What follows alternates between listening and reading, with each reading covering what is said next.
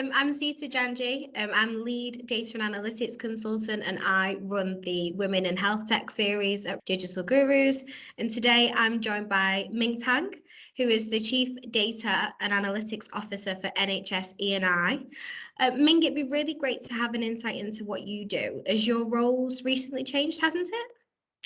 Thanks, Zeta. I'm really happy to be here and talking to you. So recently I'm an interim Chief Data and Analytics Officer. Previously, I was the National Director for Data and Analytics. So although it doesn't sound like much of a difference, I think the remit of the role has changed.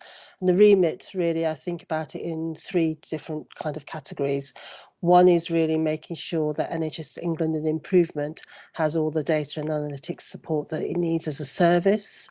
The secondly is really has the head of profession for data and analytics across the NHS. So it's beyond just NHS England corporate activities into trusts and ICSs and CCGs, etc. So making sure that we've got the right professionalism agenda and also the competency work. And then the third one is really a role across arm's length bodies, if you like. So making sure the linkage point for data and analytics work across NHS EIX and also NHS Digital and anybody else that's wanting to work with us nationally, such as the HSE. Yeah, so definitely lion's share of a number of things there for you. So you've had an incredible career. What would you say are some of the highlights that have helped you to get to this point, would you say? I think the highlights in my career, I think are probably, I think you grow stronger through adversity, if you like. So very early on in my career, I was managing, my first kind of intervention was very early on. I was managing a team of women that were a lot older than me, and they treated me like their daughter. But that taught me quite a lot about not just focusing about careers, because they were there to have the friendship, camaraderie and social aspects of work, and that was really important to them more than just doing what they were doing. So I always remember May saying to me, we're not here for a career, Ming, we just turn up to pay the bills, but we want to do a good job while we're here. So I think that's really important from a line management perspective, to make sure you look at working through other people's lenses, because they may not be the same as yours. That's really important. The other thing is really being open to opportunities. So I've kind of zigzagged in my career, not really following, I want to have this role by the time I'm X age, and really being open to those opportunities then gives you a breadth of experience, but also networks, and also then opportunities come your way because you're open to opportunities. So that's really important. And I think last thing really to think about is how do you manage your career in the context of what you're good at, and how do you grow what you're good at, and how do you better understand yourself so you don't just grow through what you're good at, but really understanding what you're not so good at, or things that you're less able to be successful at. And then as you grow in your career, how do you either work alongside those people that can complement your skill set, but also recruit in your team to cover those things that you hate but somebody else will love, because we're all much happier doing the things that we love. So really being clear to yourself and honest to yourself what you're really good at. I think that's one of the things I've always learned in my career, to proceed that way. Yeah, no, definitely. It's definitely interesting. And I guess with all the companies you've worked with, there must have been some challenges. Like, can you think of any key challenges that you had to overcome, or any advice that you could potentially give on that? When I first started, I started in a manufacturing site in operations. So I was the only team manager that was female in the factory, really. Out of probably, 15 team managers, I was the only one. So I was running a team primarily of ladies, and most of the other guys were running a lot of women in it. Yeah. So actually being told to go make the tea or do the filing has work experience when I first started was not unusual. But you learn how to say no in a nice way, and actually assert yourself. And that the learning for me is, how do you assert yourself in a way that you're comfortable with, but actually gets your message across. So I'm fairly well known for being quite blunt, but hopefully not in a nasty way. So I don't tend to raise my voice. I'm not aggressive about it, but I'm very clear what I will and won't do and what I will and won't want. So some of those things. The other learning I think might be interesting for people is, I always wanted to become a strategy person earlier in my career for GlaxoSmithKline, to join their corporate office as a strategy person. Probably went to the wrong school, probably went to, all those things. You could call those discrimination, but I actually used that feedback to then make me realise, actually, did I want to work for someone that would treat you in that way anyway? What would be a better way of finding people that were able to use your talents and make you more successful? So again, knowing yourself better makes you stronger and helps you build your confidence. So when those things happen, you just think, okay, your loss, not mine. What I'm going to do, and I'm going to show you, and be more stronger in that way. Yeah, no, definitely. When we spoke the other week, you gave a really good spiel on something. So we're obviously in a really strange time at the moment with the pandemic and people looking for work. And what would your advice be, that you sort of live by when it comes to looking for roles specifically?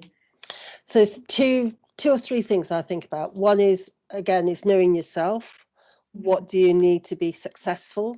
And looking for organizations that actually allow you to have that success, and actually roles that allow you to have that success.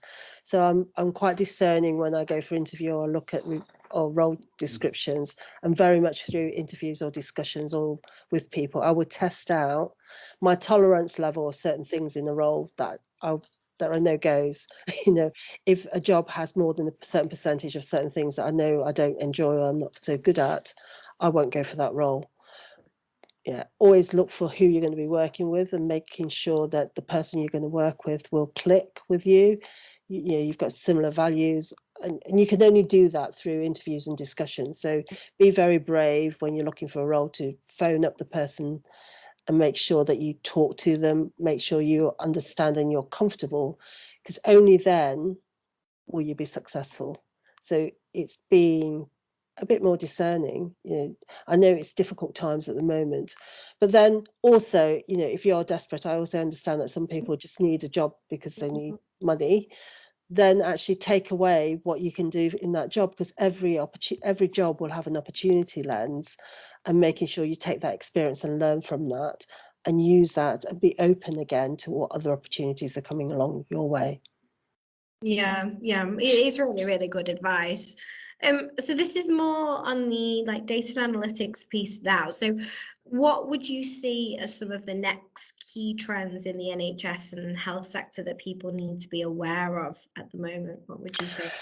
I'm so excited with all the things that are coming through. It's really fantastic. I think we've got a real opportunity to recover from COVID well, to build in the transformation as part of that recovery, so we can accelerate a lot of the digital trends. But with that digital trends, making sure that we have a data and analytics framework, so that we're actually being a bit more strategic, being a bit more discerning about the questions we're trying to answer, so that we collect the data, we analyze the data, and we link the data to allow us to answer those questions. So it's really exciting times. We're looking at what can we do with digital maternity, what can we do with digital diabetes, and how do we create the end-to-end? How do we create analysis and products through the person using those products' lens? So the consumer-centric view or the user-centric views, and really bringing the analysis to life so that we can support decision making. That's the exciting stuff that's coming along. Yeah, no, definitely, especially as the customer journey becomes the patient journey. So yeah, no, I'm all for that, definitely. And this is an interesting one that came from one of my senior trust managers as well. So they want to know what keeps you up at night. I think at the moment I've got so many plates that I'm spinning. Yeah. And it's really, I guess, continuing to have parallel tracks of development for the team and the directorate, so moving on the data and analytics journey for the workforce, but also helping to work with the business so that we're actually using the things that we're building and working through with the stakeholders. So those relationships and stakeholder management, working through that and having a forward plan and trying to be 3 steps ahead, that's probably the main thing. And I guess on a really basic level, what scares me but doesn't probably keep me up at night is that somebody's going to stuff up somewhere and we're going to disclose patient identifiable data or something like that by mistake. I'm not saying anybody would do it on purpose, but something falls through the cracks, and have we actually shored that up sufficiently so that we don't lose trust with the public? So that's the other side of it. Yeah, very moral of you to say that. I like that. And then I guess as like a final note, any sort of advice, because you're a woman but in such a senior position and you've got such an incredible journey, and I've enjoyed both of the sessions I've had with you. What sort of final comments or any advice could you give to any women across sort of the health tech industry at the moment who are struggling or suffering from imposter syndrome, etc., or getting into those leadership roles? I have so many conversations with women and men that I mentor or I coach who are, imposter syndrome's become a tag. So in some ways, a lot of it, I think, is about self-belief and self-confidence. So one of the things I always frame it as is self-confidence is a habit. Look at it as a habit, and it doesn't become a habit if you don't practice it. So what are the tricks you can do to practice giving yourself self-confidence? So I'm lucky now because I'm getting older and I don't really care. But previously, there are little tricks you can do, like, before you go into a big meeting, go to the ladies, stand in front of the mirror and do the superwoman kind of pose, hand on the hips, breathe, center yourself, keep your feet on the ground and actually breathe. I think women have a tendency to speak in this part of, the high part of your chest, which makes you quite squeaky. And then also because you're squeaky, you breathe more, which then means that actually you either speed up or you're not as resonant in the room. So actually having some practice in front of a mirror, don't worry about it, you're doing it to yourself. Talk slowly, learn how to connect with your core so that you can breathe and speak and slow down. And one of the things I practice quite a long time is I had a much softer voice. I did some voice coaching to be louder and more impactful and help me run the cadence of breathing and connecting. So all those things are tricks that you can do, and then they become a habit because you're doing it more and more often. And as you do it, in your head you sound really loud and really strange, but as it becomes a habit, you forget it, and then nobody ever actually notices. And then ask for feedback. I think so many women don't help each other. So if you are struggling or you've had some feedback about something that you want to test, ask someone to check that with you and give you feedback on how you're doing, because that reassurance will then help you embed that habit. So, be a bit more structured about the thinking. Most women multitask and do lots of things. Spend time on yourself, spend time thinking about how you want to come over, and ask for feedback on what you would need to change to make that better.